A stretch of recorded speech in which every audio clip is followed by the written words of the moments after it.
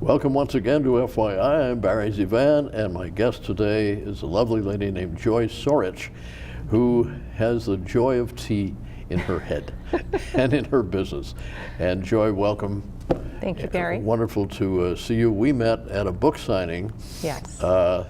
Shameless plug coming at the end. Yes. But anyway, your life has been fascinating. Anyone originally from Arizona is always fascinating. Well, thank you. You're welcome. But how long have you been in the Twin Cities? I've only been here almost 3 years. Oh my. I moved this past move from Seattle. And prior to that, I lived in Las Vegas. Prior to that, Southern California, and then back to my roots in Phoenix. Oh my gosh. Well, we've lived in all these same places, but never met. Never met. Yeah. Yeah. Well, nice. And nice to see you. Seattle, Tacoma was too wet for me. But, it is. It's a good place to have tea. Oh, absolutely. And Joy just poured us some jasmine tea here, and it's lovely. Thank you. First of all, your background, it wasn't always in tea, is that correct? No, it started out with a culinary background, and with my degree was in from ASU, Arizona State, and it was mainly in the food science with an emphasis in nutrition. And my first job took me to Southern California, and I was a quality control manager for Kraft. That was my first job. And I decided that I wasn't too excited in a manufacturing environment, so I moved on to sales with Nestle, and then that translated into pharmaceutical sales, and which was very interesting to me because I learned about a lot of disease states. Particularly, I sold cardiovascular and cholesterol medications, anti-infective medications, and antidepressant medications, but these are all disease states I had to learn, which were great for me because I was interested in science anyway from the food aspect of that. And so fast forward to now, I am now in the tea business because of deciding that pharmaceuticals, I would rather go back to the food, where the food is the base of what makes you healthy. The medications are what you need if you're not healthy. So I'm all about the proactive benefits of food and nutrition. Well, that's wonderful. It was a great foundation for getting into tea. Correct me if I'm wrong, and I probably am. Isn't tea probably the oldest known substance that we ingest? Well, that and probably wine. Wine. But yes, it was discovered, they say 5,000 years ago, from the Yunnan province of China, is where they feel the first Camellia sinensis plant was discovered, which is the base of all teas. This is what the picture looks like. There are a few genuses of tea. And it was discovered by an emperor who was wandering around with his entourage with a pot of hot tea, and lo and behold, a few tea leaves fell into his pot, and he sipped it, and he thought it was amazing. So that was how tea was discovered, and he was nicknamed the divine healer. And it was also said that he had ingested several poisonous plants. It was written about over his life, and tea always managed to keep him from dying. So I don't know if that's true, but it's a good story. Sounds plausible to me. I drink a cup of green tea every morning, and I've only read about its great benefits, but knock on cloth, it's just been wonderful for me with the antioxidants and this and that and the other. And I know bupkis about health, you know everything, but from what I know on a very limited basis, it seems to be true. Because every time I go to the doctor, they always say, "Are you drinking tea, especially green tea?" And I say, "Yes." So, whoopee. Well, green tea, as well as black tea, oolong, and white and pu'er, which is a fermented black tea, they're all very beneficial to your health. The U.S. Tea Association, anybody can go on their website. It's for the professional industry, but they have a basic page that's called Tea Facts for any consumer or interested person. And it talks about a little bit about tea health, about tea in the U.S. industry, the growth of tea, and specifically regarding the health of how tea affects people. It's got catechins, which are actually antioxidants. And there's one specific called, it's almost like saying supercalifragilisticexpialidocious. It's called epilogallocatechin 3 gallate, which wow. The acronym is EGCG, which is a lot easier to say. But this antioxidant has been shown in studies to have great benefits for cardiovascular health, reduction in LDL or bad cholesterol, and it's also in black tea. But the neat thing about tea is because it all comes from the same plant, and it produces these different teas. It's all in how that tea is processed. It's also similar to wine in that where that tea grows, whether it's in high altitudes or lower altitudes, the soil, how much rain it gets, it's all factors into what that plant is going to taste like when it's processed. And then also what we do to the tea leaves, whether it's just dried, whether it's toasted, whether it's rolled, macerated, broken up, fermented like pu'er, that all changes that particular tea type.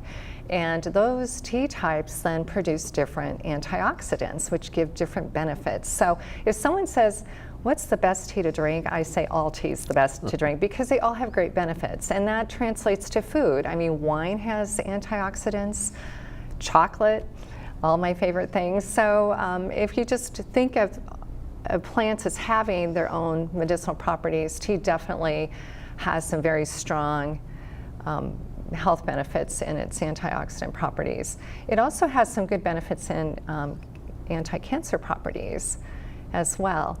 And there's several studies that have shown reduction in breast cancer prevention. In fact, as a breast cancer survivor, that was one of the reasons why I became so enthusiastic about tea. I've always loved tea, and it's always been a way of connected with my daughter and my friends and family. But it also was a way that I decided to take control of my health after I got done with my chemo and radiation. I never wanted to get it again, so I thought, how should I honor my body? And tea is one of those things.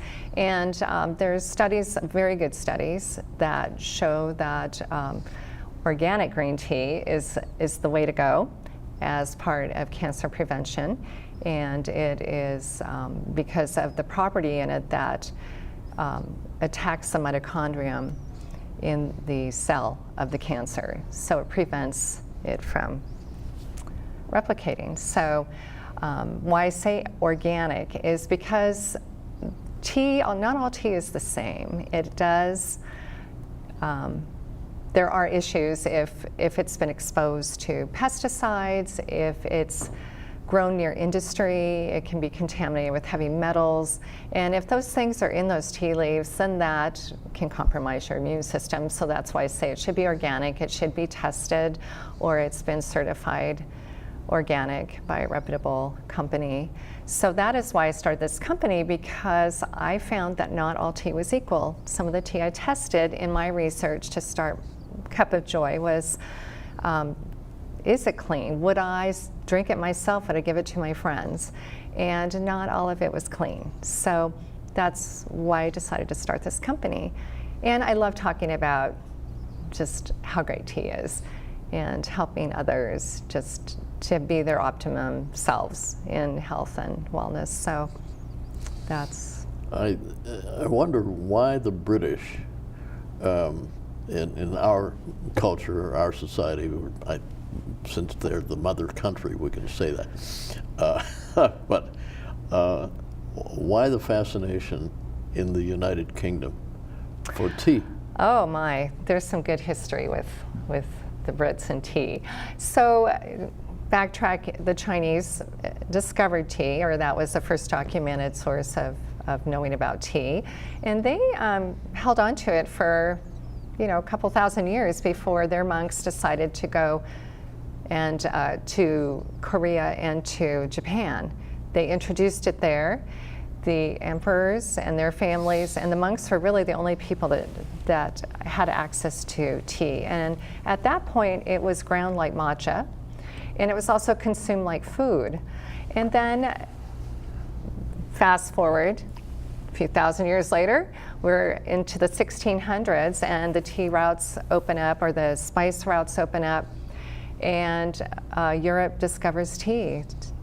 Tea starts to be traded with Asia, and specifically China, and they were mad for it. It was great, tasted good. They started trading it for the opium that they produced in India. So there was this little exchange of opium for tea. And in the colonies here, we got all that fabulous tea during the 1700s. If you see any relics in the coastal East Coast states, they're all English, British teapots, teacups. You don't see anything that was from other countries in that period of time. But the colonists weren't happy that tea was being taxed by Britain at about $100 a pound in their money at that time. So of course, taxation without representation was the motto, and the Boston Tea Party occurred, and we threw 300, I think it was, crates of tea overboard, and they say that started the Revolutionary War. But yes, tea is still very important to many cultures. It is the second most consumed beverage worldwide, with water being the first. Wow. The US is the fourth most popular tea drinking country. Mm-hmm. And Scotland and Afghanistan are the first two. Makes sense in Scotland. It's cold there a lot of the time. Yes. Cold and damp. And afternoon tea was brought about by Anne, the Duchess of Bedford, and that was in the early 1800s. And she started this amongst her friends because she felt mid-afternoon she had a sinking feeling. And I think that was probably a blood sugar drop. But she asked for tea and I think a biscuit. I think that was what it was. They documented that, and she felt a lot better. And so she told her friends about it, and pretty soon all the ladies would dress up and take afternoon tea. And afternoon tea is real specific to either low table, they either call it low tea or afternoon tea. It's usually between, around here, it could be anywhere from 11 to 3 or 4, but traditionally it's more around the 3 to 5 time. Mm-hmm. And little finger sandwiches and scones and desserts are served with tea and crumpets. Yes, with usually an English breakfast or Irish breakfast or black currant tea, and they're usually based Indian black teas, which are different than Chinese black teas. And so that's an afternoon tea. High tea is completely different. It's usually around 6 o'clock. It's bolder, stronger teas. Mm-hmm. It's for the working class people that are coming back from work. Back in the day, it was probably more for the people that were working out in the fields, agriculture. And it's usually men that would come in, and, well, not just men, but you didn't usually sit down because your clothes were dirty. So that's why they call it high. You were standing either at a mantel top or a high table, and you were eating very hearty foods because you were hungry. So it was more like pies and beef pies and pasties and things like that, and very bold teas. And so that would tie you over till you would have your dinner. And then a cream tea is just a scone and a cup of tea. So those are sort of the differences in British culture with tea. Very interesting. Yeah. Yeah, the Upper Peninsula of Michigan, of course, we're on YouTube, so we're seen all over. But in the UP, they have pasties and tea at 4 in the afternoon. So Okay. they've pushed back the time a little bit I think, yes, whatever. in Marquette. Yeah, So- yeah, definitely.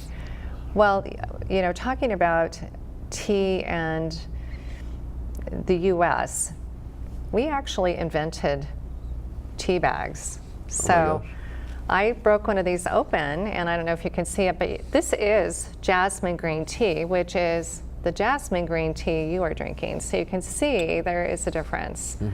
So bag tea, this was an accidental occurrence. In the early 1900s, there was a shipment of tea that came in, and the bags that the tea were in was mistaken as the actual steeping vessel. So it just went into the hot water, and lo and behold, they went, wow, this is really convenient. I think we need to make bag tea bags. So that's how that got started.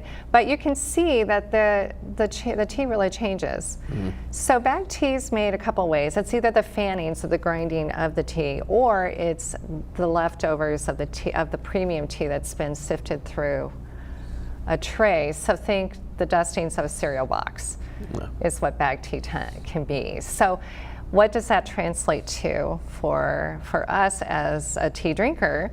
Well, if you're brewing it in an infuser like this, in a mug or a teapot, you're allowing these tea leaves to float around and release all of their antioxidant and other properties like theanine, which affects your mood, kind of like catnip for a cat. It makes you happy. But you might not get all those benefits in bag tea because they may not be in here because it's the leftovers from the premium tea at the bottom. Very interesting. Yeah, and you also tea to dance in this infuser, so you get all of the wonderful aromas and flavor profiles in tea, because tea's very much like, again, like wine. It's you get the nuance of the smell and what it smells like when it's brewing, and then when you take out the tea leaves, how the tea leaves smell, how this smells before you drink it. And that creates this whole experience that makes you slow down, kind of that sense of well-being, prepares your digestion actually for receiving the tea. If you start, I don't know about you, but when I get a really good cup of tea and I'm smelling it, my salivary glands actually start to salivate, and I can't wait to get a sip. So, Well, I drink only 1 cup a day. My older daughter, one who's still with us, she was in the UK about, several years, about 7 years ago or so, and she brought me back a cup that had a little lid on it, of course, and the strainer, so I could put the loose tea in and pour boiling water over.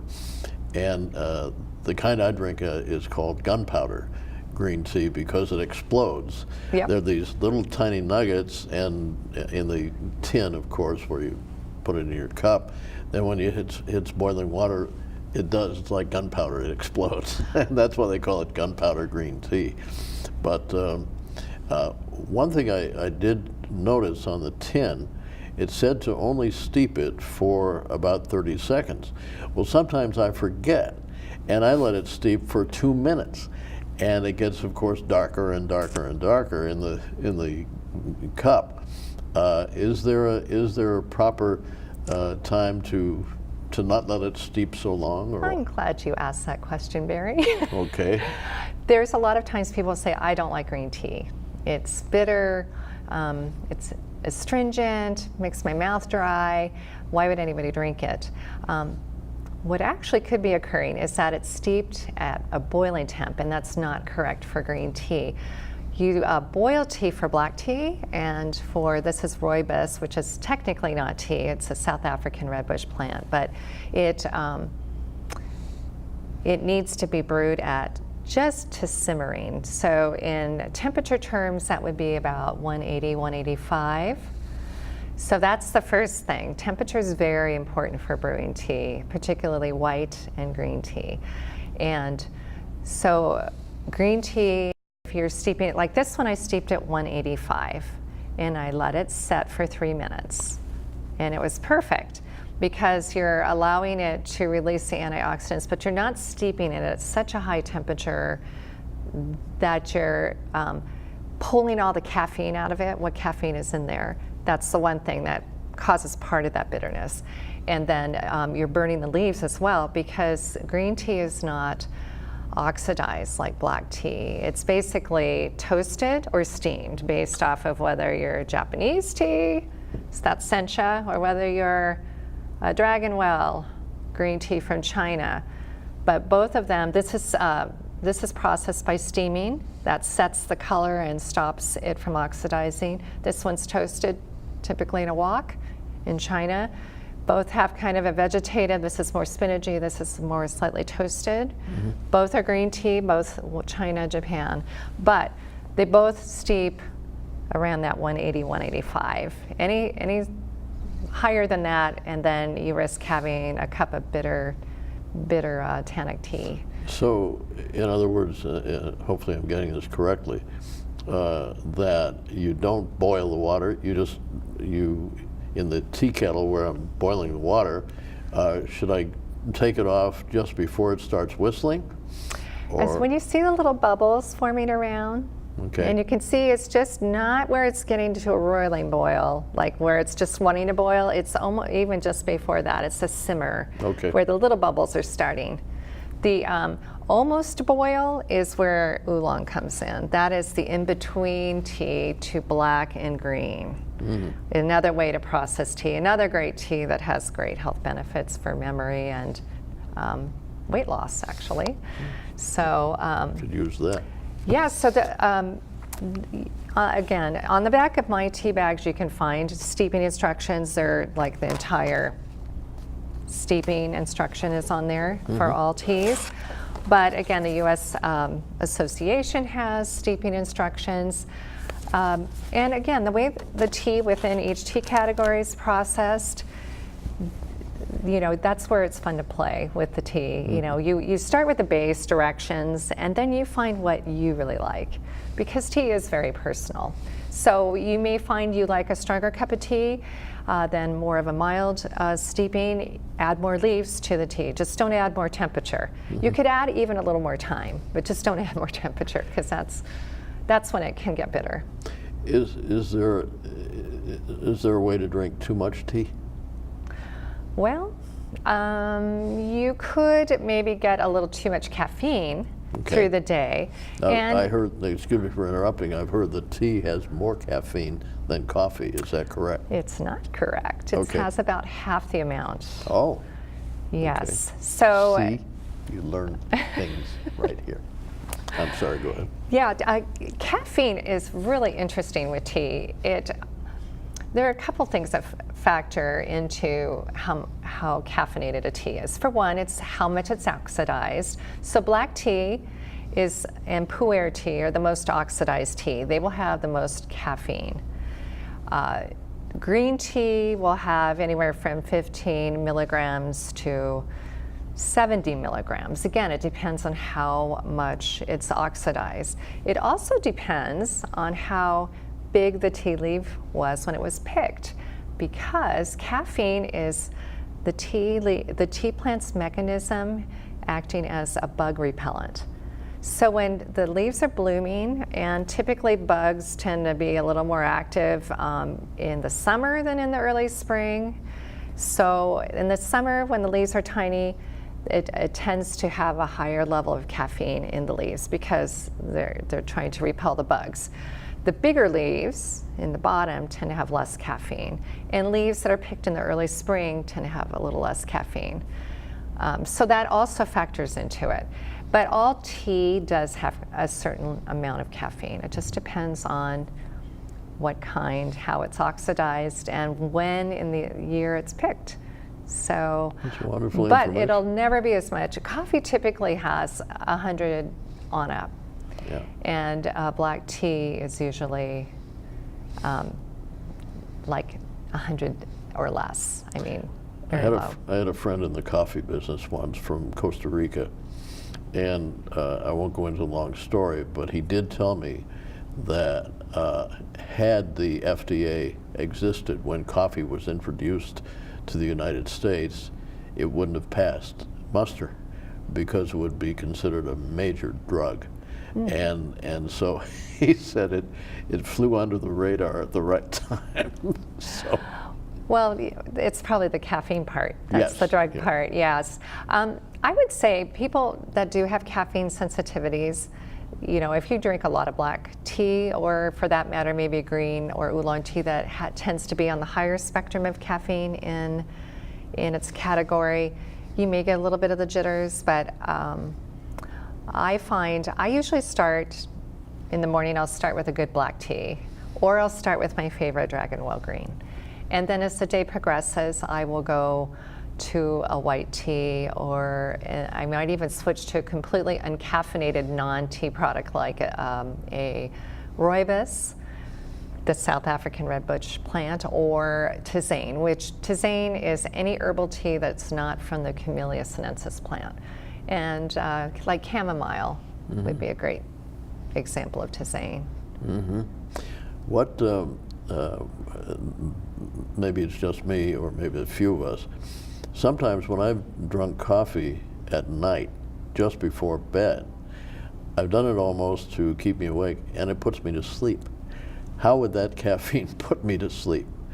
The same for tea, I assume. Well, some people are affected by caffeine and others aren't. There is a genetic predisposition to that too. I think 23andMe even tests for that. Are you, you know, sensitive to caffeine? Likely or not likely? Yeah. Did you learn partially about that at ASU, about teas and what they did? I learned most of my tea knowledge from reading, and I did work for a tea company in Seattle for a few years. I was their director of sales, and I love anything that is a medical study. So I like to look at that too. And I did go to actually just this past World Tea Expo that's annually in Las Vegas for the trade, and they always bring the latest research and science gurus to talk about the latest and greatest on tea as well. So.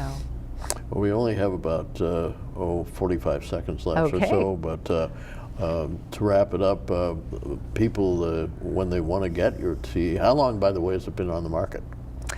I started an Etsy store in December, and it is still there and growing, and I now also am just starting a website, cupofjoytea.com. Okay. And I have about 38 teas. I also have some of the teaware that like infusers, tea caddies, and tea timers that I have as well. Now, what store again?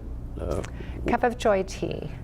No, I'm sorry. So I have it's an online company. Oh, okay. But you can buy it at the Golden Fig on Grand Avenue. Okay. And at Tailor Made Nutrition in Woodbury. Terrific. Yeah. And for those watching outside the Twin Cities, you don't know where they are, but it's okay. We know here. Also, thank you so much, Joy. It's been a joy to have you here. Thank you, Barry. And don't forget about my book, if you wish. It's on Amazon.com. We'll see you next time.